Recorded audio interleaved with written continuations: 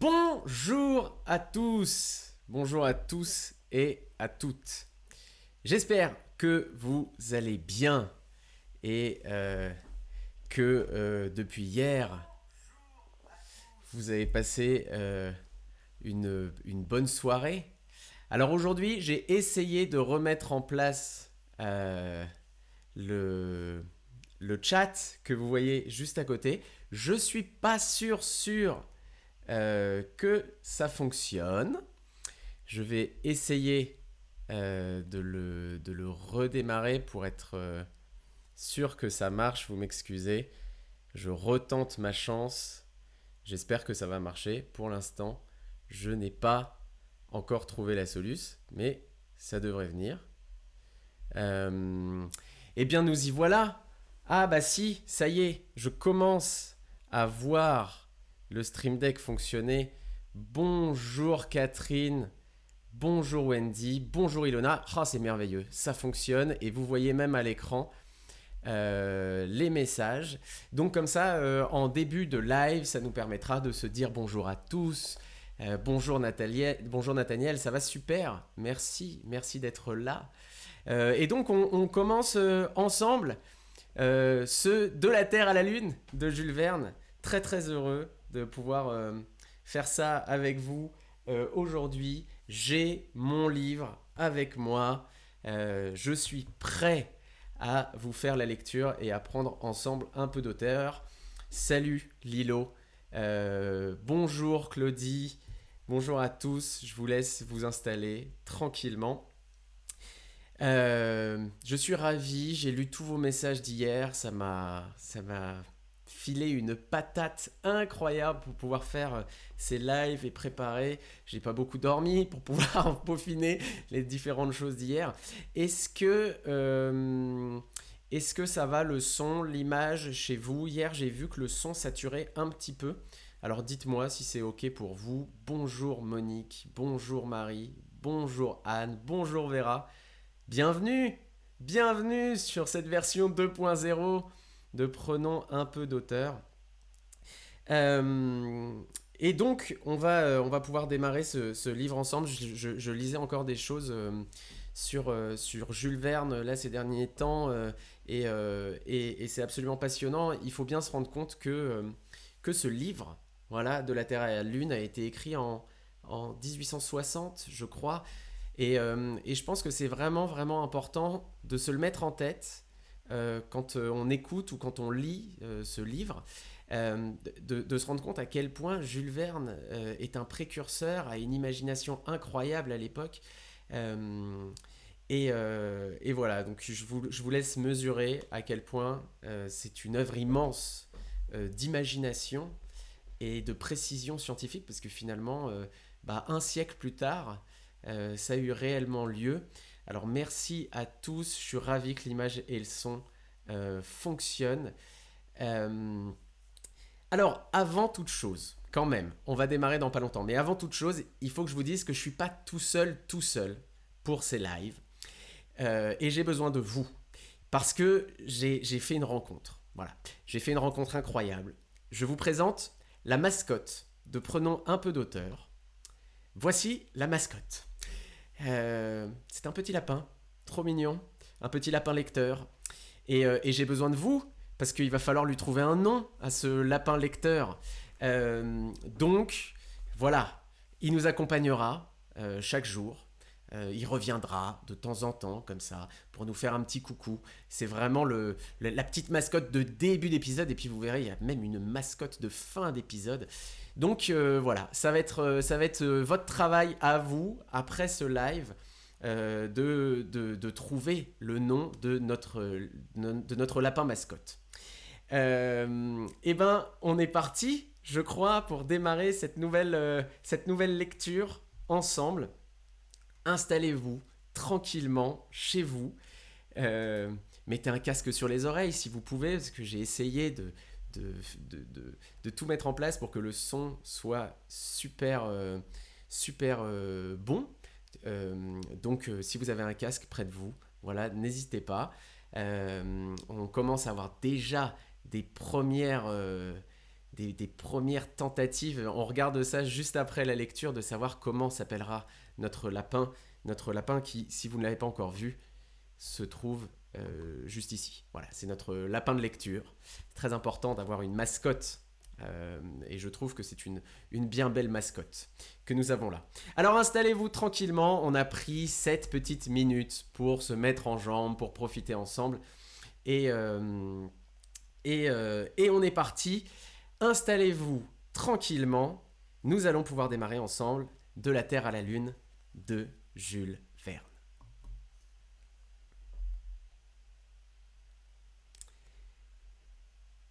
Chapitre 1er. Le Gun Club. Pendant la guerre fédérale des États-Unis, un nouveau club très influent s'établit dans la ville de Baltimore, en plein Maryland.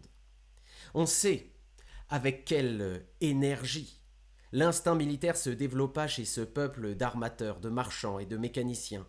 De simples négociants enjambèrent leur comptoir pour s'improviser capitaines, colonels, généraux, sans avoir passé par les écoles d'application de West Point. Ils égalèrent bientôt dans l'art de la guerre leurs collègues du vieux continent, et comme eux, ils remportèrent des victoires à force de prodiguer les boulets, les millions et les hommes. Mais en quoi les Américains surpassèrent singulièrement les Européens, ce fut dans la science de la balistique. Non que leurs armes atteignissent un plus haut degré de perfection, mais elles offrirent des dimensions inusitées et eurent par conséquent des portées inconnues jusqu'alors. En fait de tirs rasants, plongeants ou de plein fouet, de feux d'écharpe, d'enfilade ou de revers, les Anglais, les Français, les Prussiens n'ont plus rien à apprendre. Mais leurs canons, leurs obusiers, leurs mortiers ne sont que des pistolets de poche auprès des formidables engins de l'artillerie américaine. Ceci ne doit étonner personne. Les Yankees, ces premiers mécaniciens du monde, sont ingénieurs comme les Italiens sont musiciens et les Allemands métaphysiciens de naissance. Rien de plus naturel dès lors que de les voir apporter dans la science de la balistique leur audacieuse ingéniosité. De là ces canons gigantesques, beaucoup moins utiles que les machines à coudre, mais aussi étonnants et encore plus admirés. On connaît en ce genre les merveilles de Parrott, de Dahlgren, de Rodman. Les Armstrong, les Palissy et les Treuil de Beaulieu n'eurent plus qu'à s'incliner devant leurs rivaux d'outre-mer. Donc, pendant cette terrible lutte des nordistes et des sudistes, les artilleurs tinrent le haut du pavé.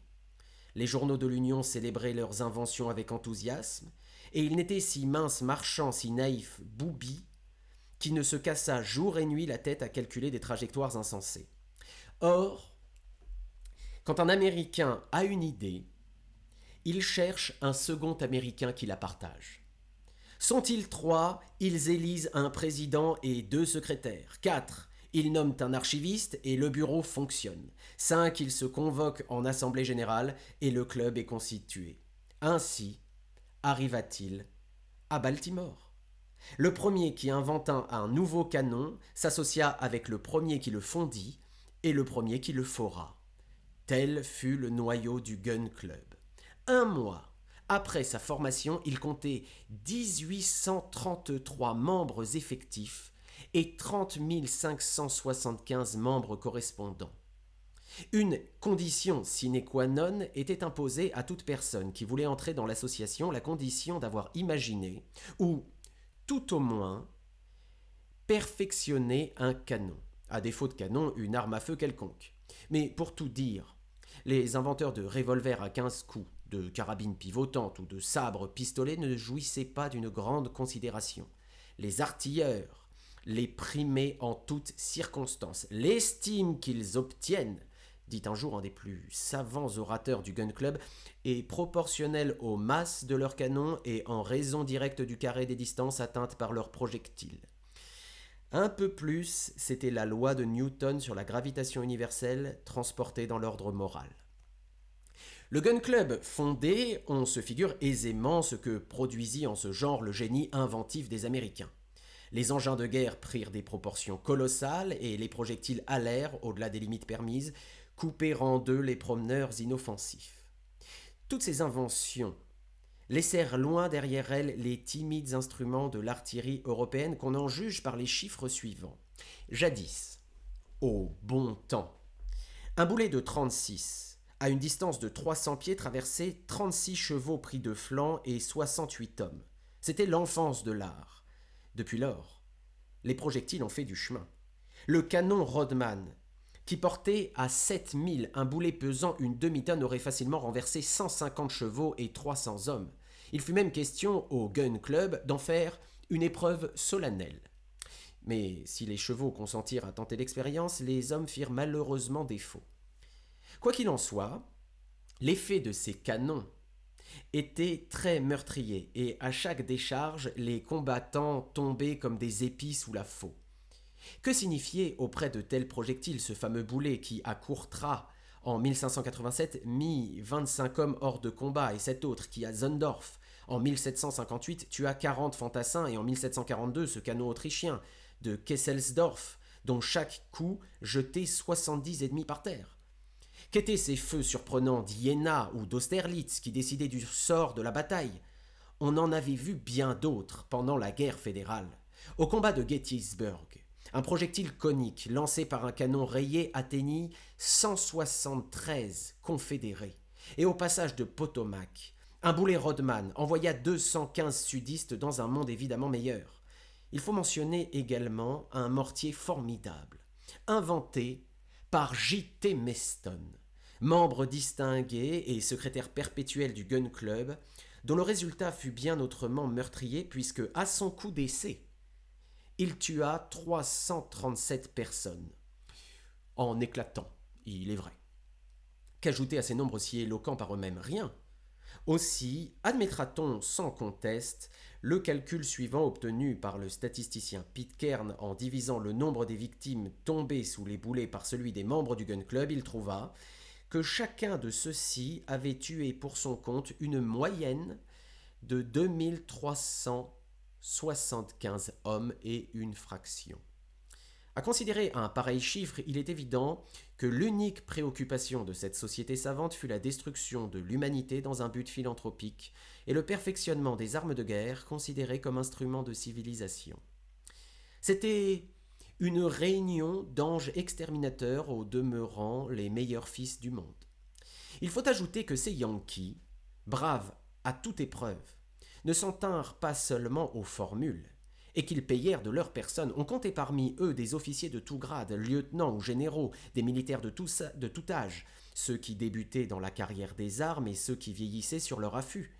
Beaucoup restèrent sur le champ de bataille, dont le nom figurait au livre d'honneur du Gun Club, et de ceux qui revinrent. La plupart portaient les marques de leur indiscutable intrépidité.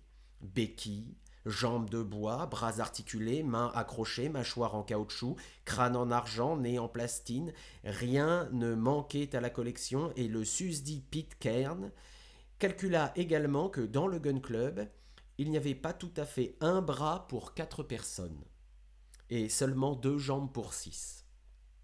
Mais ces vaillants artilleurs n'y regardaient pas de si près, et ils se sentaient fiers, à bon droit, quand le bulletin d'une bataille relevait un nombre de victimes décuple de la quantité de projectiles dispensés.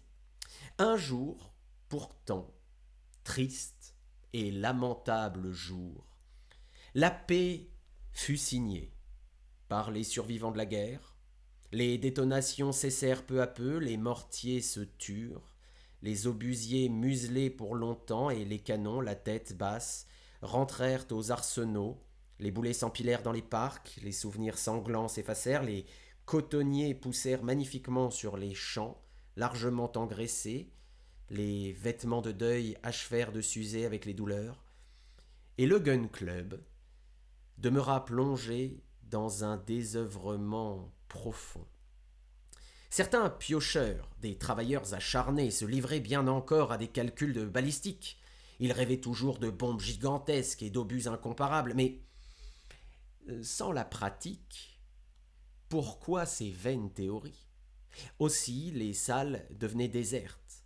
Les domestiques dormaient dans les antichambres, les journaux moisissaient sur les tables, les coins obscurs retentissaient de ronflements tristes, et les membres du Gun Club, jadis si bruyants, maintenant réduit au silence par une paix désastreuse, s'endormait dans les rêveries de l'artillerie platonique.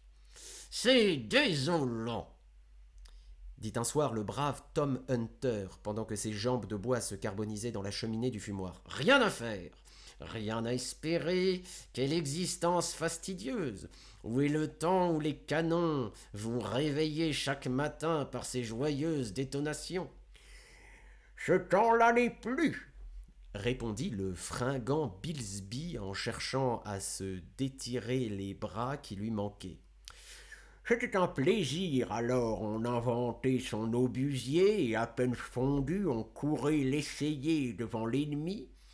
Puis on rentrait au camp avec un encouragement de Sherman ou une poignée de main de McClellan.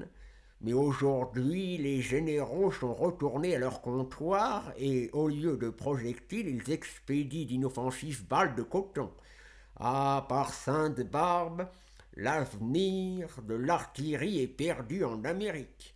Oui, Bilsby, S'écria le colonel Blomsbury.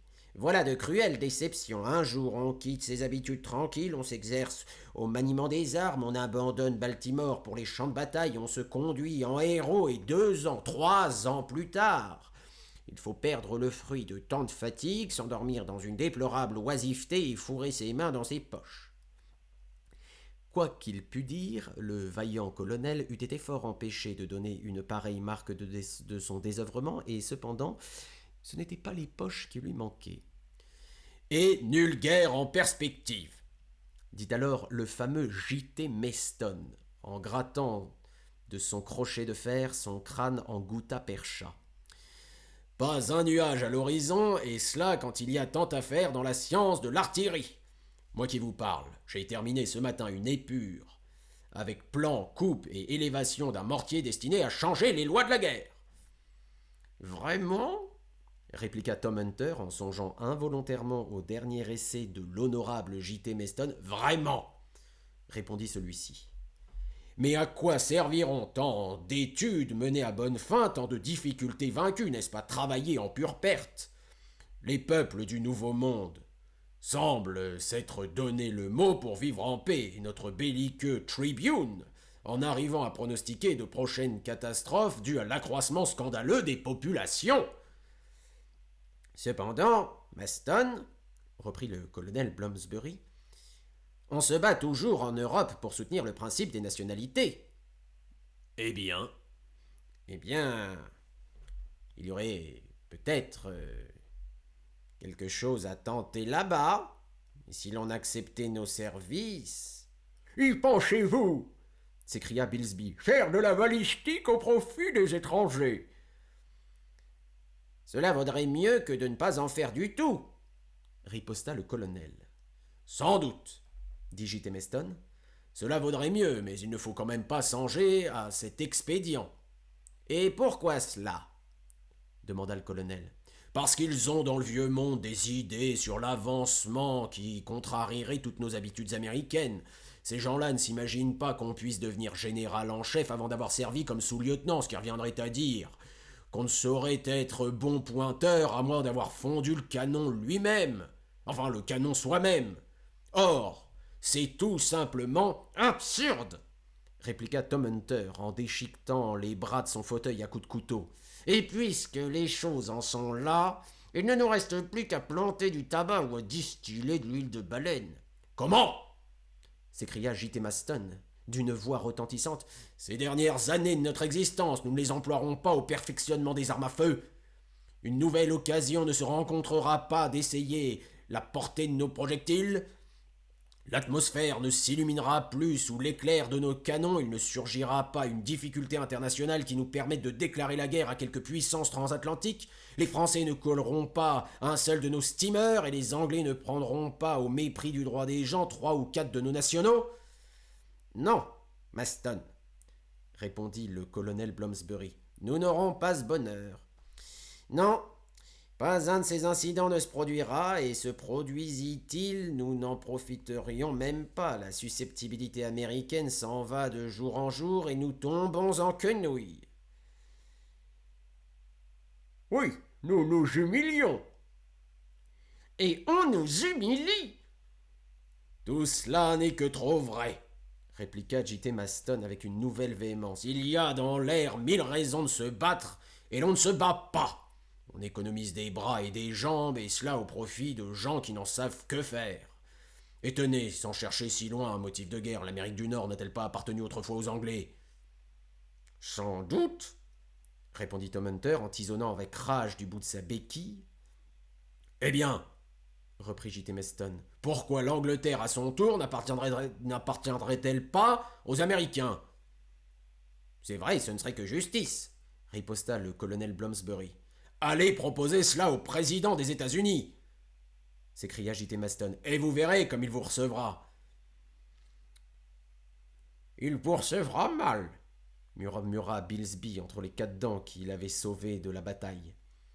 Par ma foi, aux prochaines élections, il n'a que faire de compter sur ma voix, s'écria J.T. Maston.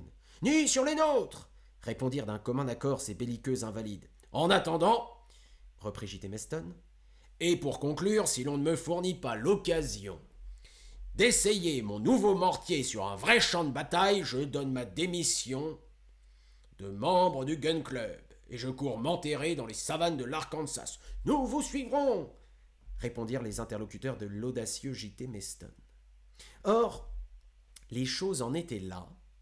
Les esprits se montaient de plus en plus et le club était menacé d'une dissolution prochaine, quand un événement inattendu vint empêcher cette regrettable catastrophe. Le lendemain même de cette conversation, chaque membre du cercle recevait une circulaire libellée en ces termes. Baltimore, 3 octobre. Le président du Gun Club a l'honneur de prévenir ses collègues qu'à la séance du 5 courant, il leur fera une communication de nature à les intéresser vivement. En conséquence, il les prie tout à fait cessantes de se rendre à l'invitation qui leur est faite par la présente. Très cordialement, leur Impey Barbicane P.G.C. Chapitre 2. Communication du président Barbicane. Le 5 octobre, à 8 heures du soir, une foule compacte se pressait dans les salons du Gun Club 21 Union Square. Tous les membres du cercle résidant à Baltimore s'étaient rendus à l'invitation de leur président. Quant aux membres correspondants, les express les débarquaient par centaines dans les rues de la ville et si grand que fut le hall des séances, ce monde de savants n'avait pu y trouver place. Aussi refluait-il dans les salles voisines, au fond des couloirs et jusqu'au milieu des cours extérieures. Là, il rencontrait le simple populaire qui se pressait aux portes, chacun cherchant à gagner les premiers rangs, tous avides de connaître l'importante communication du président Barbicane, se poussant, se bousculant, s'écrasant avec cette liberté d'action particulière aux masses élevées dans les idées du self-government. Ce soir-là, un étranger qui se fût trouvé à Baltimore n'eût pas obtenu, même à prix d'or, de pénétrer dans la grande salle. Celle-ci était exclusivement réservée aux membres résidents ou correspondants. Nul autre n'y pouvait prendre place et les notables de la cité, les magistrats du conseil des Selectmen, avaient dû se mêler à la foule de leurs administrés pour saisir au vol les nouvelles de l'intérieur. Cependant, l'immense hall offrait au regard un curieux spectacle. Ce vaste local était merveilleusement approprié à sa destination. De hautes colonnes formées de canons superposés, auxquels d'épais mortiers servaient de base, soutenaient les fines armatures de la voûte, véritable dentelle de fonte frappée à l'emporte-pièce. Des panoplies, des spingoles, de tromblons, d'arquebuses, de carabines, de toutes les armes à feu anciennes ou modernes, s'écartelaient sur les murs dans un entrelacement pittoresque. Le gaz sortait à pleine flamme d'un millier de revolvers groupés en forme de lustre, tandis que des guirandoles de pistolets et des candélabres faits de fusils réunis en faisceaux complétaient ce splendide éclairage. Les modèles de canons, les échantillons de bronze, les mires criblées de coups, les plaques brisées au choc des boulets du Gun Club, les assortiments de refouloirs et d'écouvillons, les chapelets de bombes, les colliers de projectiles, les guirlandes d'obus, en un mot, tous les outils de l'artilleur surprenaient l'œil par leur étonnante disposition et laissaient à penser que leur véritable destination était plus décorative que meurtrière. À la place d'honneur, On voyait, abrité par une splendide vitrine, un morceau de culasse brisé et tordu sous l'effort de la poudre, précieux débris du canon de J.T. Maston. À l'entrée de la salle, le président, assisté de 4 secrétaires, occupait une large esplanade. Son siège, élevé sur un affût sculpté, affectait dans son ensemble les formes puissantes d'un mortier de 32 pouces. Il était braqué sous un angle de 90 degrés et suspendu à des tourillons, de telle sorte que le président pouvait lui imprimer, comme au rocking chair, un balancement fort agréable par les grandes chaleurs.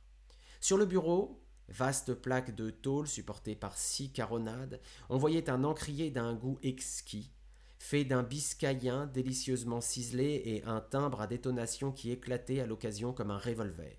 Pendant les discussions véhémentes, cette sonnette, d'un nouveau genre, suffisait à peine à couvrir les voix de cette légion d'artilleurs surexcités. Devant le bureau, des banquettes, disposées en zigzag, comme les circonvolutions d'un retranchement, formaient une succession de bastions et de courtines où prenaient place tous les membres du Gun Club. Et ce soir-là, on peut le dire, il y avait du monde sur les remparts.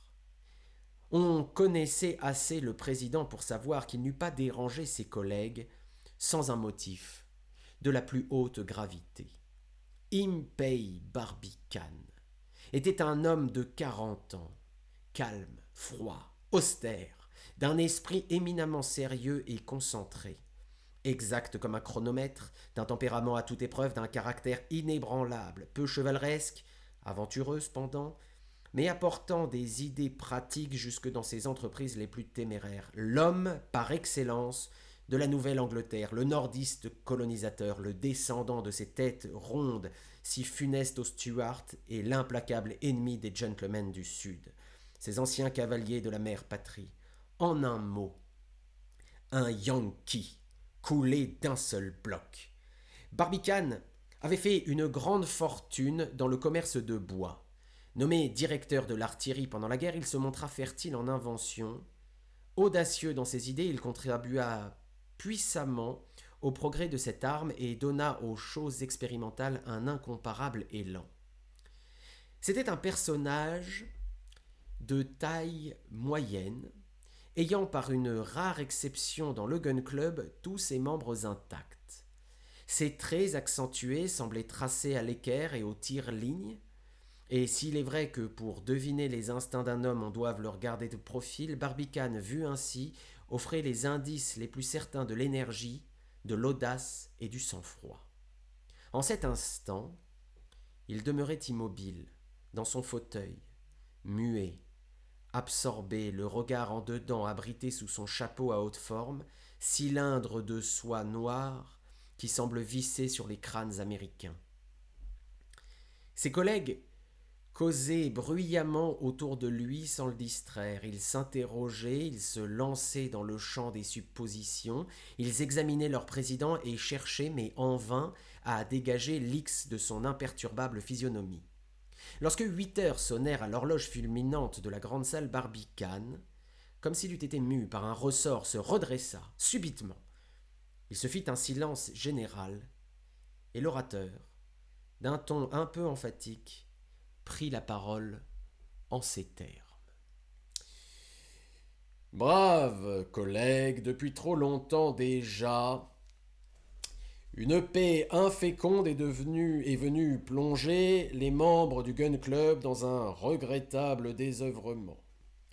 Après une période de quelques années si pleine d'incidents, il a fallu abandonner nos travaux et nous arrêter net sur la route du progrès. Je ne crains pas de le proclamer à haute voix, toute guerre qui nous remettrait les armes à la main serait bienvenue. Oui, la guerre! S'écria l'impétueux J.T. Maston. Écoutez, écoutez, écoutez! Répliqua-t-on de toutes parts. Mais la guerre, dit Barbicane, la guerre est impossible dans les circonstances actuelles et quoi que puisse espérer mon honorable interrupteur, de longues années s'écouleront encore avant que nos canons tonnent sur un champ de bataille. Il faut donc en prendre son parti et chercher dans un autre ordre d'idées un aliment à l'activité qui nous dévore. L'Assemblée sentit que son président allait aborder le point délicat, elle redoubla d'attention. Depuis quelques mois, mes braves collègues, je me suis demandé si tout en restant dans notre spécialité, nous ne pourrions pas entreprendre quelques grandes expériences dignes du XIXe siècle, et si les progrès de la balistique ne nous permettraient pas de le mener à bonne fin. J'ai donc cherché, travaillé, calculé, et de mes études est résultée cette conviction que nous devons réussir dans une entreprise qui paraît impraticable à tout autre pays. Ce projet, longuement élaboré, va faire l'objet de ma communication. Il est digne de vous, digne du passé du Gun Club, et il ne pourra manquer de faire du bruit dans le monde entier. Beaucoup de bruit! S'écria un artilleur passionné. Beaucoup de bruit dans le vrai sens du mot, répondit Barbicane. Je vous prie donc, braves collègues, de m'accorder toute votre attention. Un frémissement courut dans l'assemblée. Barbicane, ayant d'un geste rapide assuré son chapeau sur sa tête, continua son discours d'une voix calme. Il n'est aucun de vous, braves collègues, qui n'ait vu la Lune, ou tout au moins qui n'en ait entendu parler. Ne vous inquiétez pas si je viens vous entretenir ici de l'astre des nuits. Il nous est peut-être réservé d'être les colons de ce monde inconnu. Comprenez-moi, secondez-moi de tout votre pouvoir, et je vous mènerai à sa conquête. Et son nom se joindra à ceux des 36 États qui forment ce grand pays de l'Union. Hurrah pour la Lune! S'écria le Gun Club d'une seule voix. On a beaucoup étudié la Lune, reprit Barbicane. Sa masse, sa densité, son poids, son volume, sa constitution, ses mouvements, sa distance, son rôle dans le monde solaire sont parfaitement déterminés. On a dressé des cartes sélénographiques, comme on dit, avec une perfection qui égale, si même elle ne surpasse pas celle des cartes terrestres. La photographie a donné de notre satellite des épreuves d'une incomparable beauté. En un mot, on sait de la Lune tout ce que les sciences mathématiques, l'astronomie, la géologie, l'optique peuvent en apprendre. Mais jusqu'ici, il n'a jamais été établi de communication directe avec elle. Un violent mouvement d'intérêt et de surprise accueillit ces paroles.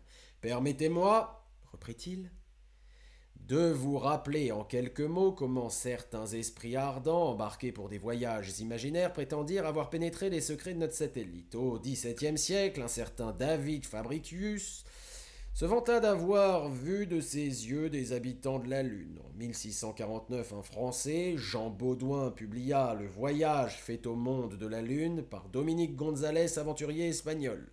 À la même époque, Cyrano de Bergerac fit paraître cette expédition célèbre qui eut tant de succès en France. Plus tard, un autre Français, ces gens-là s'occupent beaucoup de la Lune, le nommé Fontenelle, écrivit La pluralité du monde, un chef-d'œuvre en son temps, mais la science en marchant écrase même les chefs-d'œuvre. Vers 1835, un opuscule traduit du New York American raconta que Sir John Herschel, envoyé au cap de Bonne-Espérance pour y faire des études astronomiques, avait au moyen d'un télescope perfectionné par un éclairage intérieur ramené la Lune à une distance de 80 yards, soit un peu moins de 70 kilomètres. Alors, il aurait aperçu distinctement des cavernes dans lesquelles vivaient des hippopotames, de vertes montagnes frangées de dentelles d'or, des moutons aux cornes d'ivoire, des chevreuils blancs, des habitants avec des ailes membraneuses comme celles de la chauve-souris. Cette brochure, œuvre d'un Américain nommé Locke, eut un très grand succès, mais bientôt on reconnut que c'était une mystification scientifique et les Français furent les premières à en rire. « Rire d'un Américain !» s'écria J.T. Maston. « Mais voilà un casus belli !» Rassurez-vous, mon digne ami, les Français, avant d'en rire, avaient été parfaitement dupes de notre compatriote. Pour terminer ce rapide historique, j'ajouterai qu'un certain Hans Pfaall de Rotterdam, s'élançant dans un ballon rempli d'un gaz tiré de l'azote et 37 fois plus léger que l'hydrogène, atteignit la Lune après 19 jours de traversée. Ce voyage, comme les tentatives précédentes, était simplement imaginaire, mais ce fut l'œuvre d'un écrivain populaire en Amérique, d'un génie étrange et contemplatif, j'ai nommé Poe. Hurrah pour Edgar Poe! S'écria l'assemblée électrisée par les paroles de son président.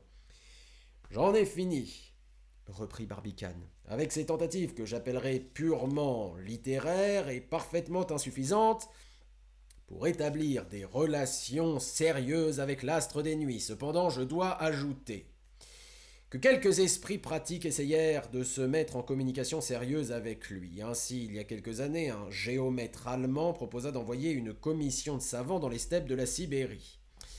Là, sur de vastes plaines, on devait établir d'immenses figures géométriques dessinées au moyen de réflecteurs lumineux, entre autres le carré de l'hypoténuse, vulgairement appelé le pont aux ânes par les Français. Tout être intelligent, disait le géomètre, doit comprendre la destination scientifique de cette figure. Les Sélénites, s'ils existent, reprendront par une figure semblable et la communication une fois établie, il sera facile de créer un alphabet qui permettra de s'entretenir avec les habitants de la Lune. Ainsi parlait le géomètre allemand, mais son projet ne fut pas mis à exécution et jusqu'ici aucun lien direct n'a existé entre la Terre et son satellite. Mais il est réservé au génie pratique des Américains de se mettre en rapport avec le monde sidéral.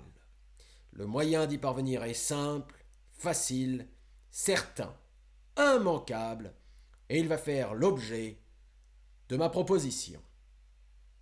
Un brouhaha, une tempête d'exclamations accueillit ces paroles. Il n'était pas un seul des assistants qui n'eût fut dominé, entraîné, enlevé par les paroles de l'orateur. « Écoutez, écoutez, silence donc, écoutez !» s'écria-t-on de toutes parts. Lorsque l'agitation fut calmée, Barbicane reprit d'une voix plus grave son discours interrompu. « Vous savez quel progrès la balistique a fait depuis quelques années et à quel degré de perfection les armes à feu seraient parvenues si la guerre eût continué. Vous n'ignorez pas non plus que d'une façon générale, la force de résistance des canons et la puissance expansive de la poudre sont illimitées. Eh bien, partant de ce principe, je me suis demandé si, au moyen d'un appareil suffisant, établi dans des conditions de résistance déterminées, il ne serait pas possible d'envoyer un boulet dans la Lune. À ces paroles, un « oh » de stupéfaction s'échappa de 1000 poitrines haletantes, puis il se fit un moment de silence semblable à ce calme profond qui précède les coups de tonnerre. Et en effet, le tonnerre éclata, mais un tonnerre d'applaudissements, de cris, de clameurs qui fit trembler les salles. Le président voulut parler, il ne le pouvait pas. Ce ne fut qu'au bout de 10 minutes qu'il parvint à se faire entendre. « Laissez-moi achever !» reprit-il froidement. « J'ai pris la question sous toutes ses faces. Je l'ai abordée résolument. Et de mes calculs indiscutables, il résulte que tout projectile, doué d'une vitesse initiale de 12 000 yards par seconde, soit 11 000 mètres par seconde, et dirigé vers la Lune, arrivera nécessairement jusqu'à elle. J'ai donc l'honneur de vous proposer, mes braves collègues, de tenter cette expérience.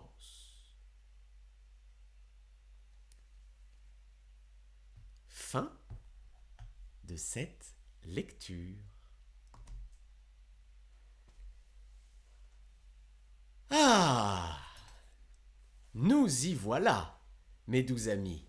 Nous voilà lancés tels des fusées vers ce merveilleux roman qui est De la Terre à la Lune.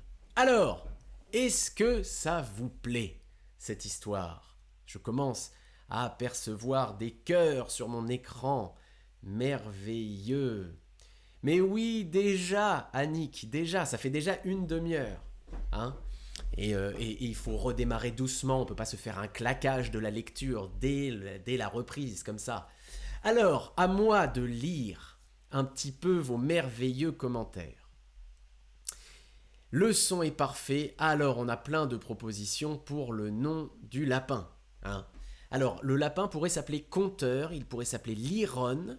Alors, pourquoi Liron, Nathaniel? Explique-nous tout. Le lapin Hiro de la Luna. Oh, c'est mignon, c'est rigolo. Booby, si le lapin est blanc, appelons-le Coton. Whitey, c'est l'année des R. C'est vrai, Anne, c'est l'année des R. Alors, est-ce que on se lance dans un R? Est-ce qu'on se lance dans un R? C'est possible. Lapin, le lapin, on l'appelle d'auteur. Ah, c'est rigolo, Annie. C'est rigolo, c'est marrant. Silvio le lapin? Silvio, pourquoi pas? Romano. Alors, Pierre-Olivier Leroy nous dit Jules Verne cite des noms, mais parmi les précurseurs de la conquête, il ne faut pas oublier le baron de Munchausen. Ok, eh bien je vais découvrir ça. Merci en plus, cher Pierre-Olivier, d'avoir mis le lien vers une vidéo YouTube. On va tous regarder ça. Génial de retrouver ce moment de lecture. Merci Claudie. Pourquoi pas Luna, Terra ou Chronofusée? Ah, oh là là, on a plein de propositions. La mascotte Fitzgerald. Oh, c'est drôle la mascotte Fitzgerald. Ah, c'est très très drôle ça. Ah oui. Ah oui, oui, on aime la mascotte Fitzgerald. Ah oui. Alors écoutez, moi je propose que ça se fasse par des votes de like sur Facebook. Là, on est plus nombreux sur Facebook, donc votons à base de like sur le Facebook. En tout cas, c'est chouette de vous lire comme ça, de voir que vous étiez si nombreux pour cette première. Je suis en train de voir comment ces vidéos vont exister sur les différentes plateformes. A priori, sur Twitch, elles devraient rester là maintenant, et puis sur Facebook aussi. Donc vous pourrez regarder cette vidéo en replay. Avant de partir, il faut que je vous fasse connaître un autre personnage important de ces lives. C'est évidemment celui qui m'accompagne chaque jour pour vous dire que si ça vous plaît, il faut parler de ces lives autour de vous. Et voici notre petit bonhomme qui est là pour faire des câlins gratuits. Et voilà, c'est vrai, c'est gratuit. Si ça vous plaît, n'hésitez pas à en parler autour de vous, de ces lives qui nous permettent tous ensemble de prendre un peu d'auteur. Je suis ravi. Oh, mais diable qu'il est mignon. Mais bah lui aussi, il va falloir lui trouver un nom, hein, évidemment. On se concentre d'abord sur le lapin. On vote en commentaire. On partage ça ensemble et puis on trouve un nom comme ça. Là, dans la première semaine, on essaye de trouver le nom de notre lapin. Et puis après, on se concentrera sur notre chien d'amour. Voilà, sur ce petit chien d'amour. En tout cas, je vous remercie infiniment d'avoir été si nombreux aujourd'hui pour ce live. Et maintenant, vous le savez, évidemment, on se retrouve demain à 18h pour la suite de Prenons un peu d'auteur, pour la suite de ce merveilleux roman de Jules Verne, De la Terre à la Lune. Merci à tous d'avoir été présents aujourd'hui. Prenez bien soin de vous et je vous donne rendez-vous demain. Ciao!